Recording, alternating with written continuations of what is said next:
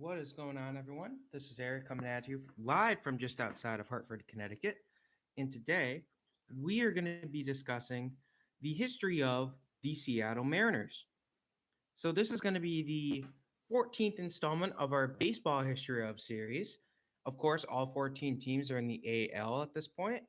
So, we have done every video for the AL Central, AL East, and this is our fourth installment of the AL West. So, it's exciting. We're almost done with the history of AL teams. So, without further ado, we'll jump right in. So, the Seattle Mariners. Of course, we all know the Seattle Mariners. The Mariners are one of the least fortunate teams in the history of baseball, at least in the 21st century. This team has had so many potential moments, but nothing's ever come of it. It's not like they don't have good players. They have a lot of good players in their history. But unfortunately, all good players don't lead to dynasties. So, their beginnings were rough. The city of Seattle was actually awarded an expansion team in 1969. Now, this team was named the Pilots. However, after only one season with a very little success and massive financial losses, the Pilots were sold and moved to Milwaukee, becoming the Brewers. So basically, this results in a lawsuit with the city and the state suing the American League. So, what had happened, we'll discuss this when we get to the Brewers, but real quickly, Seattle, the Pilots were kind of rushed. They didn't have a stadium ready. And the AL basically said, oh, yeah, here's your team. You have a year to get ready for it. And they weren't ready for that. They needed longer. But the American League wanted an even number of teams instead of an odd number. And they just rushed it. And Seattle felt completely screwed. So the lawsuit that would actually end up happening between the American League and the city and state would lead to the American League agreeing to add Seattle as an expansion city for the 1977 season. Now, obviously, in return, the lawsuit was dropped because you don't want to be suing your soon to be someone who's going to be giving you a lot of money. So the 1970s begin. Now, the Seattle team was being called the Mariners. Now, this was made to pay homage to the city's connections to the marine culture. Obviously, major seaport right on the Pacific Ocean. So, the fan who suggested the name wrote, quote, I've selected Mariners because of the natural association between the sea and Seattle and her people, who have been challenged and also rewarded by it, end quote. So the Mariners were set to play their home games in the Kingdome, which also played host to the Seattle Seahawks, the NFL team. Now, the Mariners unfortunately did not acquire many players of note during their expansion draft, with the best one being outfielder Rupert Jones. The Mariners struggled in their first season, going 64 and 98. The following season was even worse for them, as they would go 56 and 104. The 1979 season ended a little better for Seattle, but very few players actively wanted to join a relatively new expansion team that wasn't showing a lot of hope. Obviously, this is around the time, this is a decade after the Mets had done their amazing run, but they were a fluke. So, Major League Baseball had actually decided to have Seattle host the 1979 All Star game. So, that was a nice little positive thing for them. Following the 1979 season, Rupert Jones would leave the team as a free agent. So, obviously, no pennants won. So, now we get to the 1980s. And the new decade started off rough for Seattle fans as the club would finish with a brutal 59, 103, and 1 record. The club had another rough year in the strike shortened 1981 season, unfortunately. In April of 1982, the club would sign starting pitcher Gaylord Perry. Now, this move added a veteran to the team, but it was clear at this point that Gaylord Perry's career was almost over, so it's just kind of a let's get a name, hopefully sell some tickets move.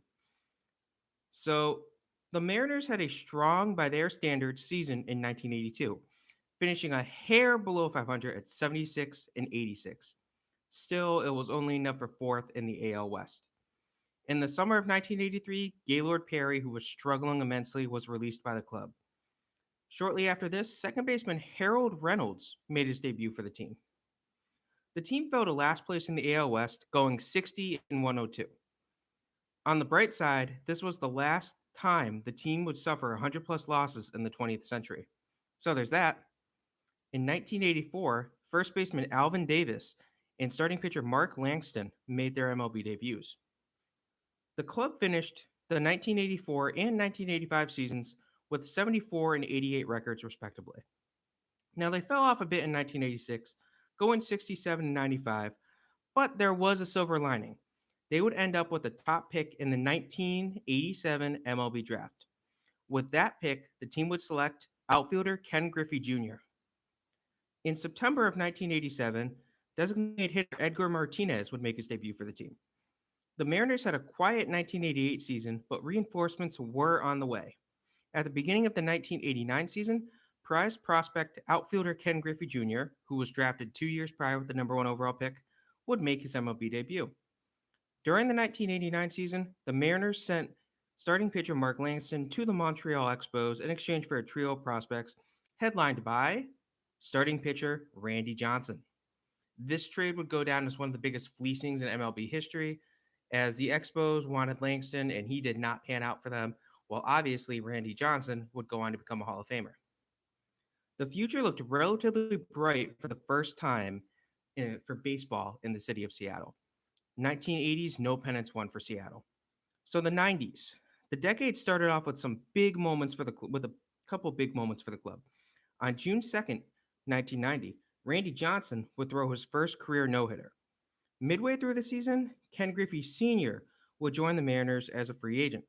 This united him with his son, and it would make them the only father-son duo to be teammates together on an MLB team. On September 14th, 1990, the father and son duo would hit back to back home runs in a game against the California Angels. This was a key moment, and it just showed that these two, obviously Ken Griffey Sr. was nearing the end of his career, but Ken Griffey Jr. was there. It's a very great moment. Definitely check out that video, it's on YouTube. So the team would finish just below 500 once more, but the fans were excited. The club would show up for the first time in a while in 1991, finishing above 500 for their first ever time in franchise history with an 83 and 79 record. Unfortunately for them, this was only good enough for fifth in an ultra competitive American League West. The 1991 offseason was impactful for Seattle. Unfortunately, though, it wasn't for the good things. It wasn't for any good reasons. So, following the season, Ken Griffey Sr. would retire. First baseman Alvin Davis would walk as well. Now, following the rough 1991 season, second baseman Harold Reynolds would leave the team via free agency. The previous owner of the Mariners decided enough was enough and moved to sell the club. And he would sell the Mariners to Nintendo of America. The fans were happy with this move, as it meant the team would remain in Seattle. Now, there was obviously some speculation that the Mariners would leave Seattle due to the rough team. They weren't playing well. Fans weren't really happy. They weren't showing up as much as they'd hoped. But keeping the team in, the selling the team to Nintendo of America was a big plus for Seattle fans. So it meant the team was staying in Seattle. More good news would come prior to the 1993 season, when the Seattle would hire Lou Pinella, to be the manager of the team. The hiring proved to be successful as the club rebounded well in 1993, finishing 82 and 80. Alas, the Mariners' luck ran out as the team would slump once more in the strike shortened 1994 season. On the bright side, shortstop Alex Rodriguez would make his debut for the club that year. An alarming moment would occur on July 19th, 1994, when a few 15-pound ceiling tiles fell from the Kingdome roof onto the field and into the stadium's seating bowl. There were no fans in attendance at that time.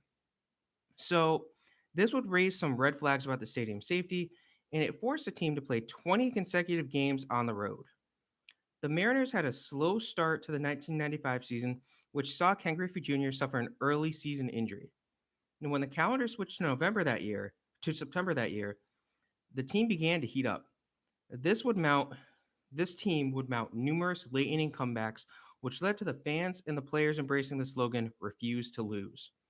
This stretch of baseball led the Mariners to tie the California Angels at the top of the AL West as the season came to a close, which forced a one-game playoff.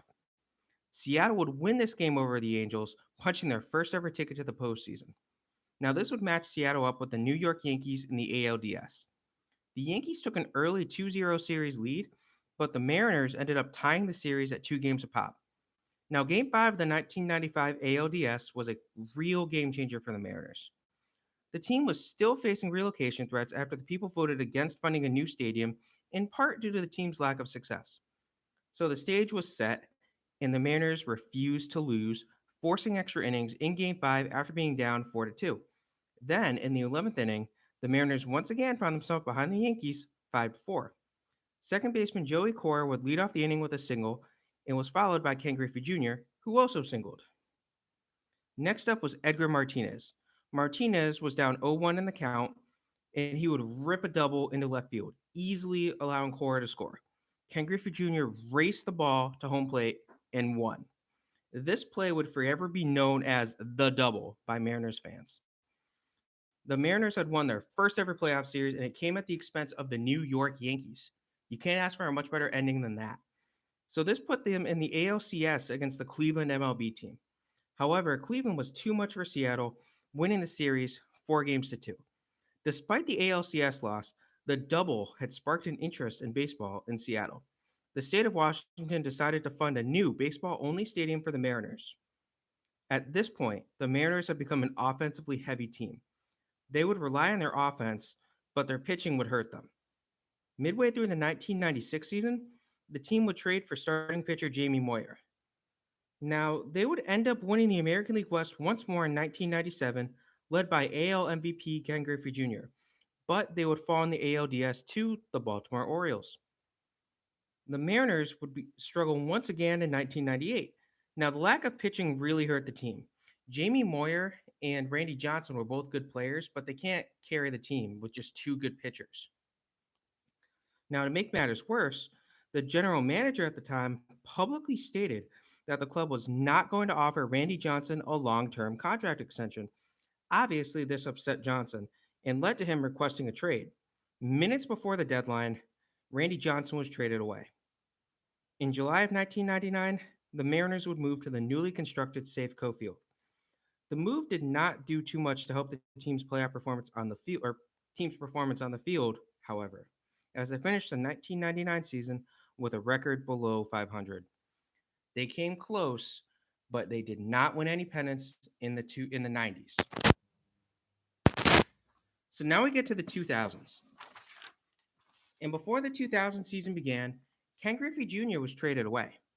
Now, this was more to appease the player than it was to help the team.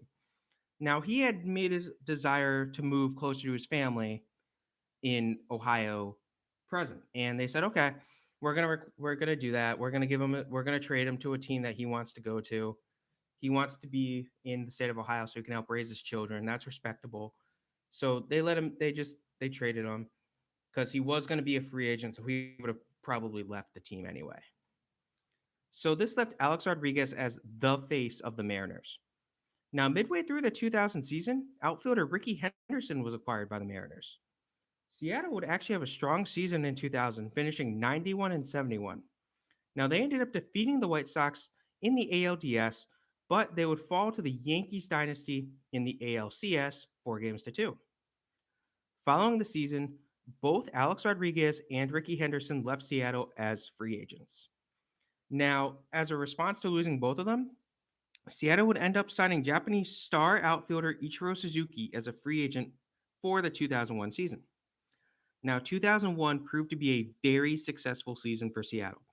The club finished the regular season with a 116-46 record, which set the record for most wins by an AL team in a single regular season, and they easily ran away with the AL West. Now, unfortunately, they seemed to run out of gas when the postseason came. They struggled to put Cleveland away 3-2 in the ALDS before they would fall to the Yankees in the ALCS once more 4-2. So, yeah, still, this gave the fans hope, and it showed that Ichiro was the real deal. The club started off the 2002 season strong, but slowly fizzled out. This was in part due to the team just refusing to make moves at the trade deadline. The club would win 93 games, but they would miss out on the postseason in a strong AL. After the 2002 season, Lou Piniella left the team to manage the Tampa Bay Devil Rays at the time Devil Rays. Now, Piniella was just fed up with management, and he made it known that they cared more about the bottom line than acquiring talent. They just wanted money.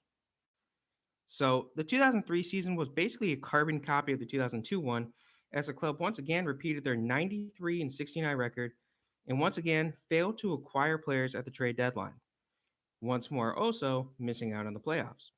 Now, 2004 proved to be the end of the Mariners' golden days. During the season, Edgar Martinez would retire due to nagging injuries. The team would begin to struggle, which led to them trading away many of the veterans that were still on the roster. Now, as a result, they did start to call up a lot of prospects.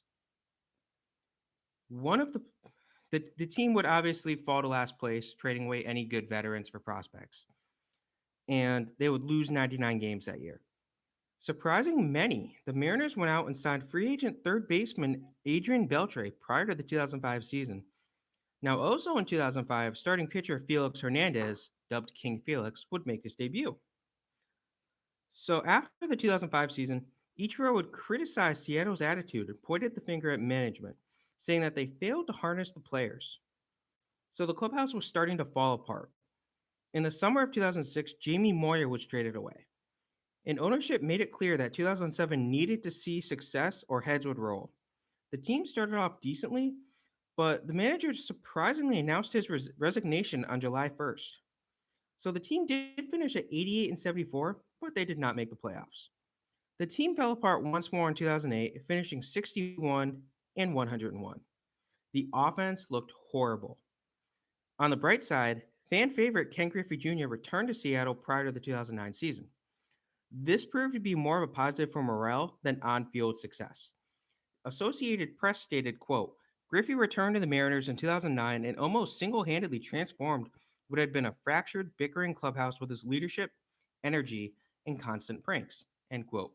In other words, they just wanted Griffey back because he liked the team, he wanted to be there, and he wasn't the player he was, 20 years prior, but he was still a very good player that they were just for morale. So the Mariners had decided they had a decent bounce back season in '09, going 85 and 77. However, after the season, third baseman Adrian Beltre would leave the team as a free agent. No pennants were won in the 2000s, but they did come very close. So now we get to the 2010s. And in May of 2010, Griffey's playing time had been dramatically reduced. Now, he had been chosen over for a few pinch hit opportunities, and some media outlets claimed that he had been asleep in the clubhouse. So Griffey Jr., he didn't deny these allegations. He didn't confirm them, but he didn't deny them. He didn't go out and say, no, that's not true. He just kind of was quiet about the whole thing.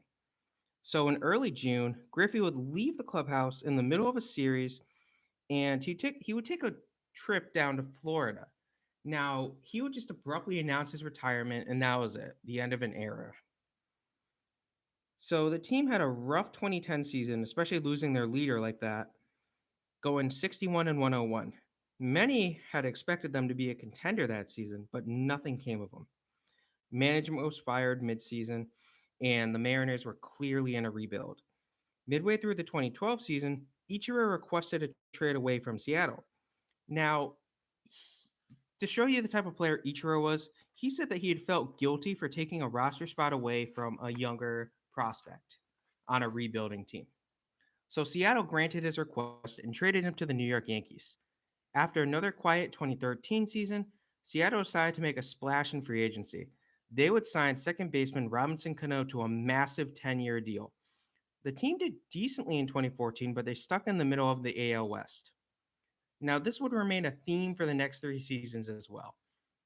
Ichiro returned to the Mariners prior to the 2018 season, and the team did well that year, but they finished third in the AL West despite 89 wins.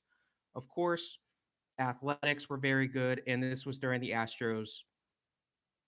The Astros, I don't want to say dynasty, but I don't want to say cheating scandal, so say what you want. After another disappointing season, Seattle decided to cut payroll, and they traded away Robinson Cano to the Mets. That became a bit of a positive because we all know what happened with Cano recently. So before the 2019 season, Safeco Field was renamed T-Mobile Park. Now, Ichiro would retire from professional baseball after the Mariners played the Athletics in Tokyo, so he got his final send off in his home country of Japan. Following a rough 2019 season for the club, Felix Hernandez would walk, signing a minor league deal with Atlanta.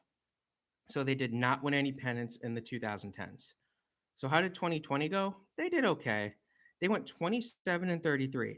Now they were the ninth ranked team in the American League, but I believe they were only 2 games out of a playoff spot because the AL West was just not that strong last year, except Oakland. So the Mariners, they do have a bright future as they have numerous young, talented prospects in the system. Of course, Julio Rodriguez, Jared Kelenic. So the outfield has a bright future. George Kirby's a good young starting pitcher in that system. So we'll have to see what Seattle does. Hopefully, the team can do well. Obviously, they didn't win the World Series or the AL pennant in 2020. So the Mariners, throughout their history, have not won any AL pennants. 7 people with ties to the Mariners are in the Hall of Fame, including, of course, Ken Griffey Jr. and Gaylord Perry and Randy Johnson. So they have 3 retired numbers as well. And those 3 numbers are number 11, Edgar Martinez, number 24, Ken Griffey Jr., and the league wide retired number 42, Jackie Robinson. Oh, it's a little depressing to look at the history of the Seattle Mariners if you are a Mariners fan or even as an outsider looking in. Obviously, the Mariners have had a lot of promise. They've had some of the better players in baseball, even at the same time. They had Randy Johnson and Ken Griffey Jr.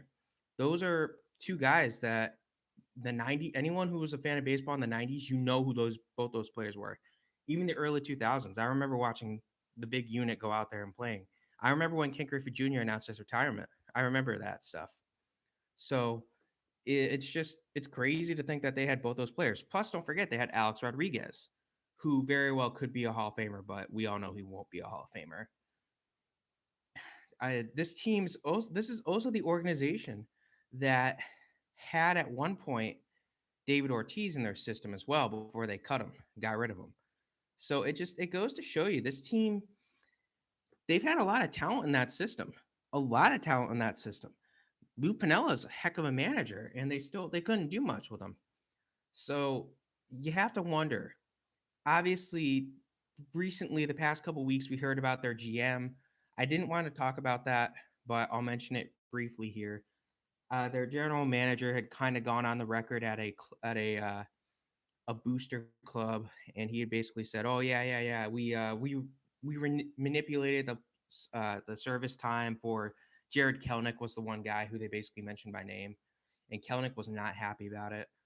Uh, basically trashed players. He was like, "Oh yeah, well, Julio Rodriguez can't speak English. One of our top guys, he can't speak English. You can't talk to the guy." Even though there was an interview where you can clearly see he has a pretty good grasp on the English language from a couple years ago. So he obviously resigned due to this.